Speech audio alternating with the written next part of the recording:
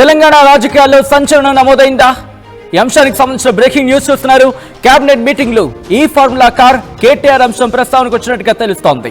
ఈ formula car రేసుపై విచారణకు governor అనుమతి అంటూ కూడా ఈ అంశానికి సంబంధించి ప్రభుత్వం చెప్పుకొచ్చినట్టుగా తెలుస్తోంది. న్యాయ నిపుణుల సలహా తీసుకొని గవర్నర్ అనుమతి కోరింది ప్రభుత్వం.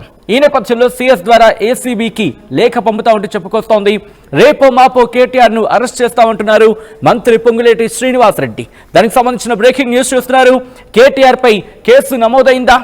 ఈ అంశానికి సంబంధించి చర్చ పెద్ద ఎత్తున జరుగుతోంది. తెలంగాణ రాజకీయాల్లో సంచలనం నమోదైందా అంటే అంశానికి సంబంధించి అవుననే మాట వినిపిస్తోంది.